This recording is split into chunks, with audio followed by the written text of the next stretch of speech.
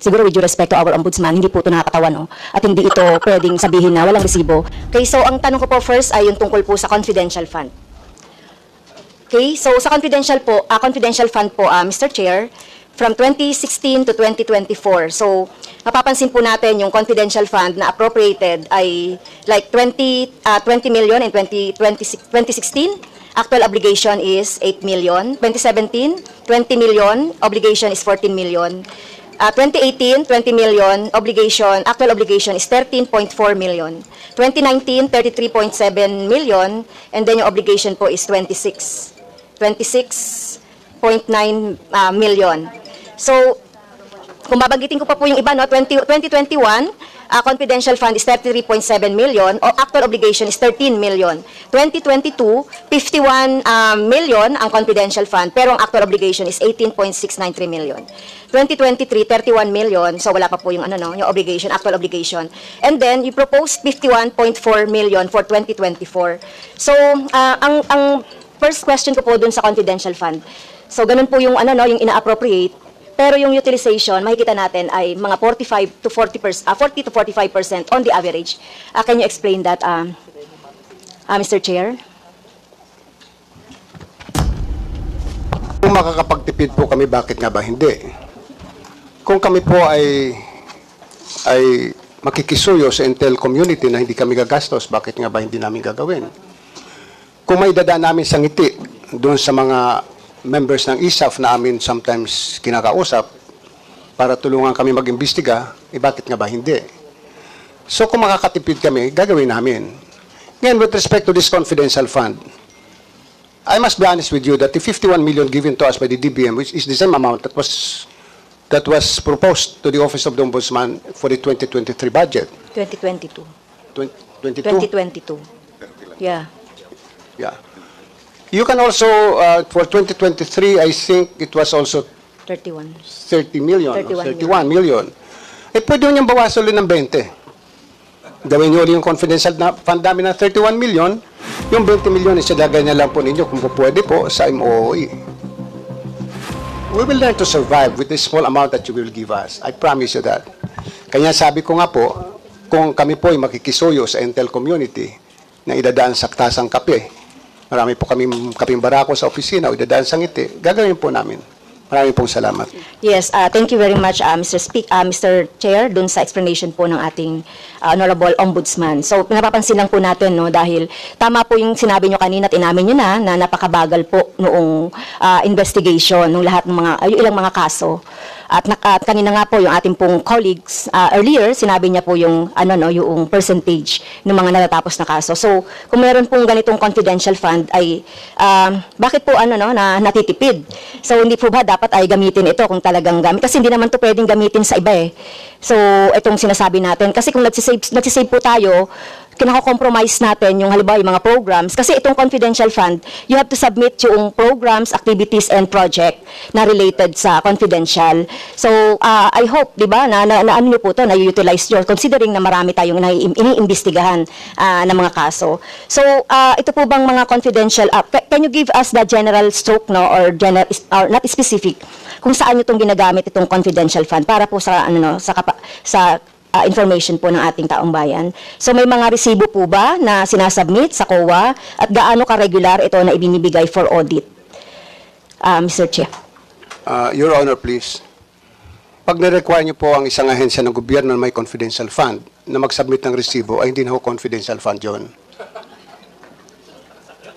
Kasi just like Mr. Chair, gusto ko lang pong doon, kasi nire-require po yun ng joint circular. So hindi po pwedeng kasi meron po tayong joint circular 2015 regarding sa confidential fund. Pero hindi po nakakatawa na sabihin natin na hindi tayo nagsasubmit ng mga resibo. So I beg to disagree po, no. Kailangan din natin mag-follow po doon sa JC 2015. Pagpaunmanhin po ninyo, pero mula po na ako maging ombudsman, wala po nagsabi sa akin na mag-submit po kami ng resibo. Dahil, paano ko po re-resibuhan ang isang intelligence officer na sinuyo ko tingnan ang isang bagay o isang kaso? Ano ho yung resibo ilalagay ko doon? Paano ho ililiquidate sa akin ng intel officer? If I get a safe house, magtataka pa ho kayo, ba't ako kumuha ng safe house? Baka naman yung safe house na yun ay hindi totoong safe house, kundi motel.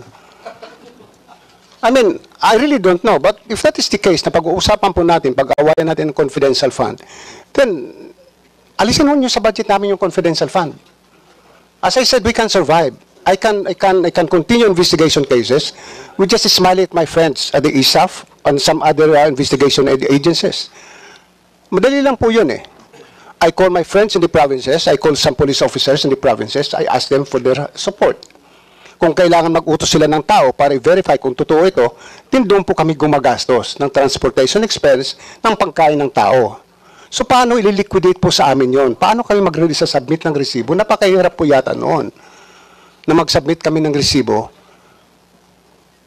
At siguro wala namang papayag din sa amin na intel officer na pag binigyan ko ng 50,000 pesos o i-liquidate mo sa akin, na tuwing sa kanya ng taxi, kung siya ay may, which I did it before, na pinamanmanan ako isang empleyado ng ombudsman, pinasundan ko, abay, siguro mahihirapan yung intel officer na every now and then, bibigay sa akin yung mga resibo ng gasolina.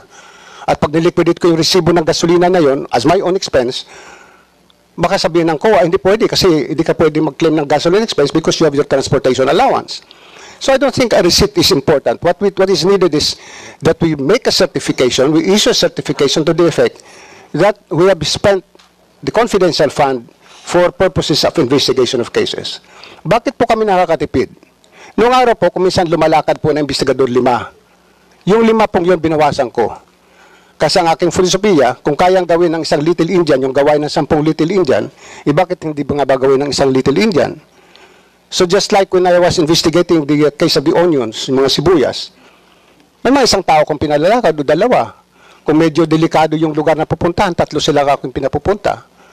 Yun po ang, pero hindi ko sinasabi sa kanila, magbigyan nyo ako ng resibo.